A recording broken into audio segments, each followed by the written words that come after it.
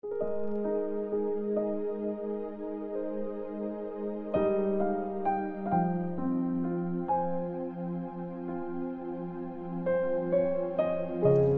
chapter 12.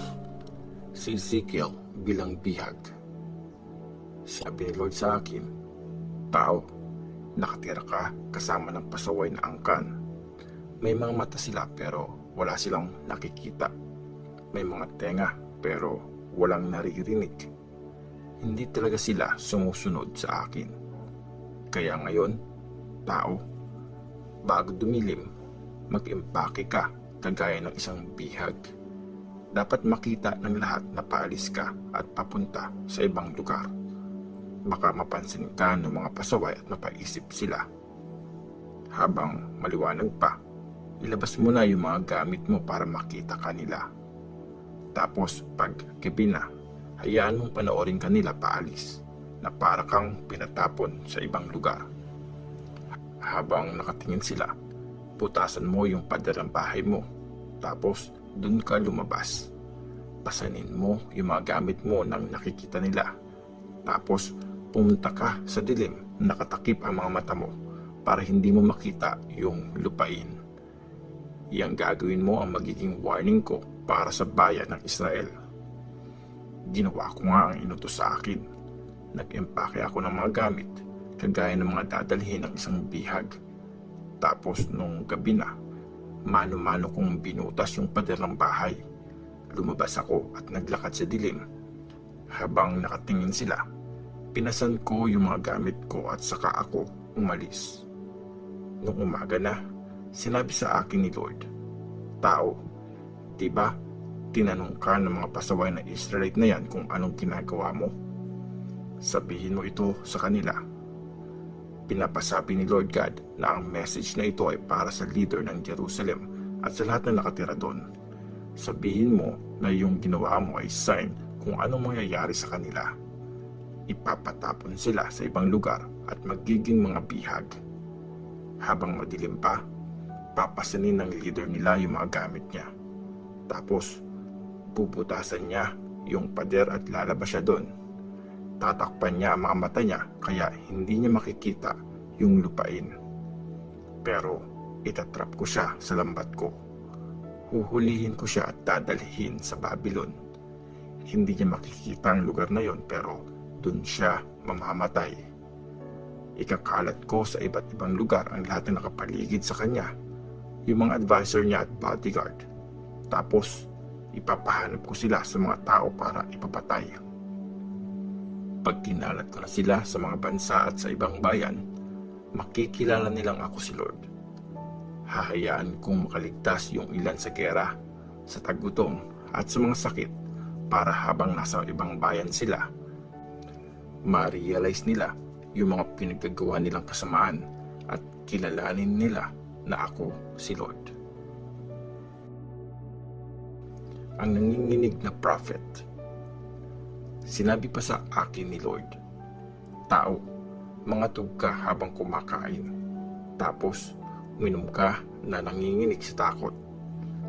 Sabihin mo sa buong bayan na ito ang pinapasabi ni Lord God para sa mga nakatira pa sa Jerusalem. Mangangatog sila sa takot habang kumakain at manginginig habang umiinom. Uubusin ng kaaway lahat ng nasa buong lupain dahil sa karahasan ng mga nakatira doon. Mawawasak ang mga city na tinitirahan ng mga tao ngayon at wala nang titira sa lupain. Tapos makikilala nila na ako si Lord." Ang kasabihan ng mga taga-Israel. Sinabi sa akin ni Lord, "Tao, ano itong kasabihang kumakalat sa mga taga-Israel? Lilipas ang maraming panahon pero walang matutupad sa mga vision.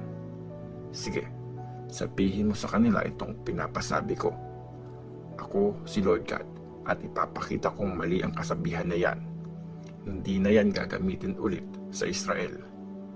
Tapos sabihin pa ito, "Dumating na ang panahon, magkakatotoo na ang mga vision. Wala nang magbibigay ng mga peking vision o mga maling hula sa bayan ng Israel. Ako mismong si Lord ang kakausap sa kanila at mangyayari yung mga sasabihin ko. Wala nang delay. Makinig kayo, mga pasaway. Sa panahon nyo, ngayon gagawin ko lahat ng sinabi ko, sabi ni Lord God. Sabi pa sa akin ni Lord, tao, iniisip ng bayan ng Israel na matagal pa daw mangyayari yung mga vision at mga message na binigay mo. Kaya sabihin mo na pinapasabi ko ito. Hindi na ito madedelay. Gagawin ko ang sinabi ko. Ako mismong si Lord God ang may sabi nito. Ezekiel chapter 13. Warning sa mga pekeng prophet na lalaki. Sinabi ni Lord sa akin, tao, pagsabihan mo yung mga prophet ng Israel na nagbibigay ng message na gawa-gawa lang nila. Sabihin mo silang makinig sa message ni Lord. Ito ang pinapasabi ni Lord God. Kawawa ang mga loko-lokong prophet na sinasabi lang kung anong gusto nilang sabihin. Gawa-gawa lang nila yung mga vision nila. Israel, walang kwenta mga prophet mo. Parang mga fox na nakatira sa city na wasak. Hindi nila inayos yung mga sira sa pader o tinayo ulit yung nagibang parte nun. Kaya wala tuloy depensa ang Israel sa gera sa araw na sinet ni Lord. Peke yung mga vision nila. Hindi totoo yung mga hula nila. Galing daw sa akin yung message, hindi ko naman sila pinadala. Tapos, ini-expect nilang tutuparin ko yung mga sinabi nila.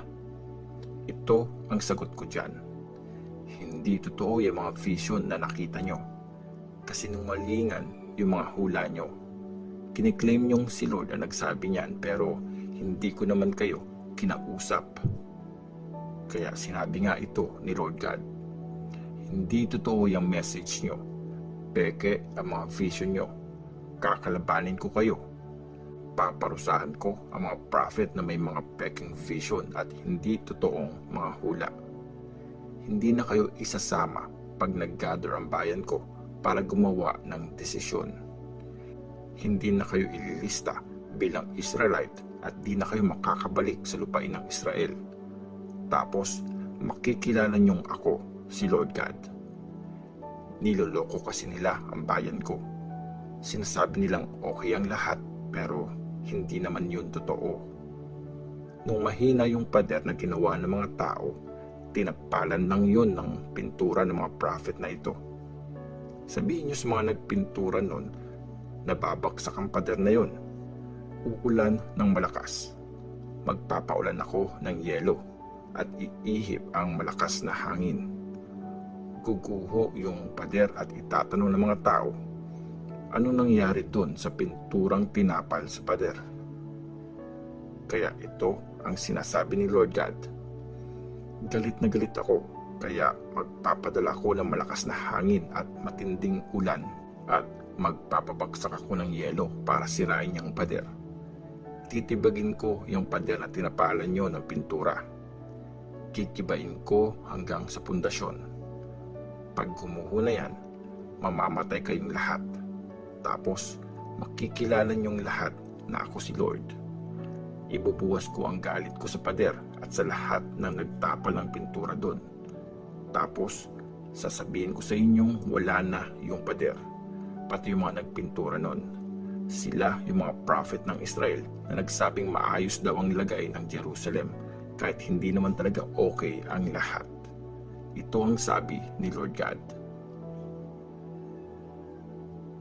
Warning sa mga peking prophet na babae. Sinabi ni Lord, ngayon, tao, harapin mo yung mga babae sa bayan mo na nagbibigay ng message na gawa-gawa lang nila. Pagsabihan mo sila at sabihin mo itong pinapasabi ni Lord God sa kanila. Kawawa kayo mga babae kayo. Nagtatahi kayo ng mga magic bracelet at mga scarf na pantakip sa ulo at binibigay niyo yun sa lahat ng klase ng tao para kontrolin ang buhay nila. Gusto niyo ba talagang hawakan ang buhay ng bayan ko para kayo ang makinabang? Pinabastos niyo ako sa harap ng bayan ko para sa isang dakot na barley at konting piraso ng tinapay.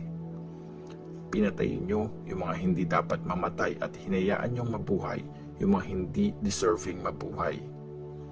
Nagsisinungaling kayo sa bayan ko at naniniwala naman sila. Kaya ito ang sabi ni Lord God. Ayoko yung mga magic bracelet na ginagamit niyong pangkontrol ng buhay at kamatayan. Hahablutin ko yung mga suot niyo sa kamay at palalayain ko na parang ibon ang mga taong kinontrol niyo. Hahaltakin ko rin yung mga scarf niyo at ililigtas ko ang bayan ko sa kapangyarihan niyo para hindi na sila mabiktima at makikilala niyo ako si Lord.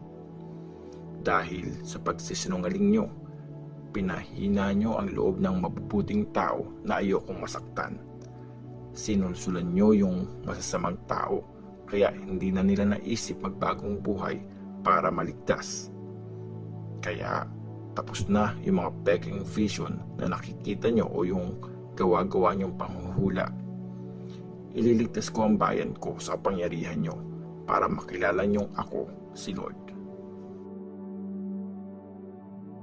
Ezekiel chapter 14. Message laban sa pagsamba sa Diyos-Diyosan. May ilang leaders ng Israel na lumapit sa akin para humingi ng message mula kay Lord.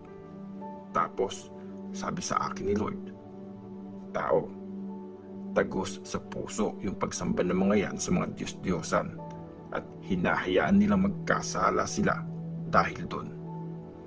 Tingin ba nila sasagutin ko sila?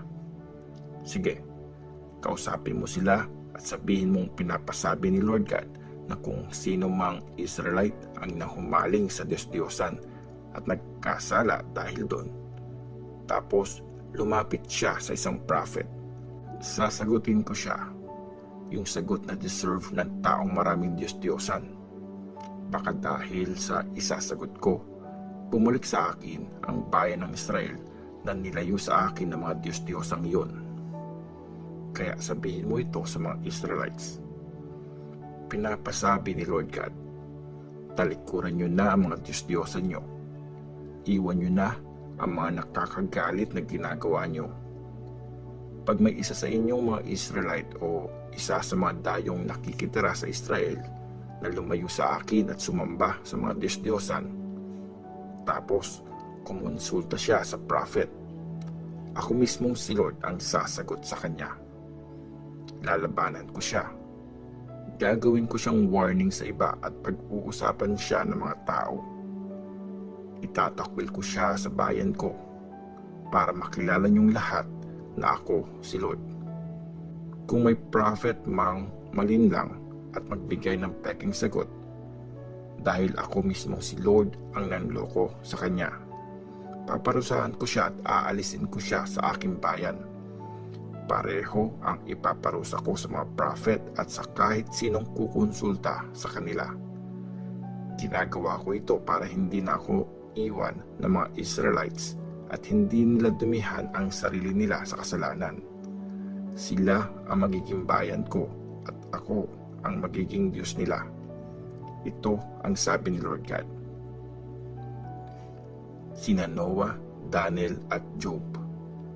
Sinabi ni Lord sa akin, tao, pag nagkasala at nagtaksil sa akin ng isang bansa, paparusahan ko sila at sisirain ko ang supply nila ng pagkain.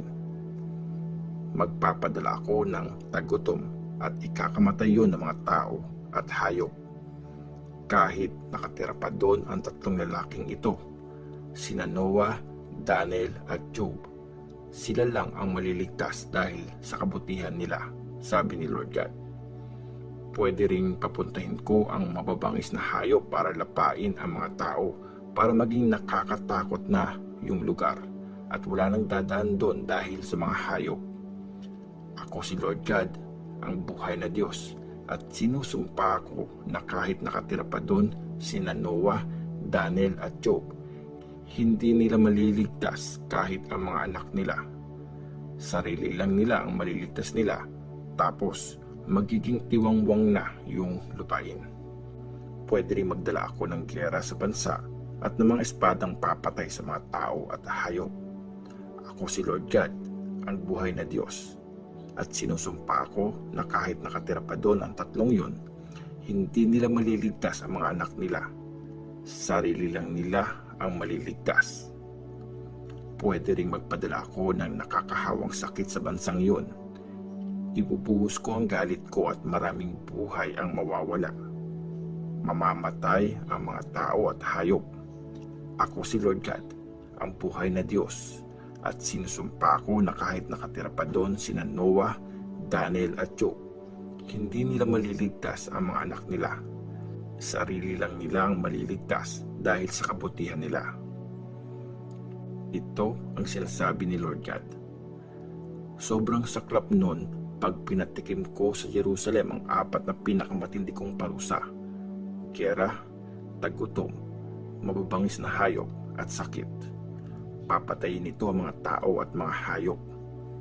Pag may mga nakasurvive at naligtas nila yung mga anak nila, tapos lumapit sila sa iyo, tingnan mo sila. Tingnan mo kung gaano sila kasama. Tapos marirealize mo na tama lang ang lahat ng parusang pinataw ko sa Jerusalem. Pag nakita mo ang kasamaan nila, gagaan ang loob mo at maiintindihan mong may dahilan ako sa lahat ng ginawa ko. Ito ang sabi ni Lord God.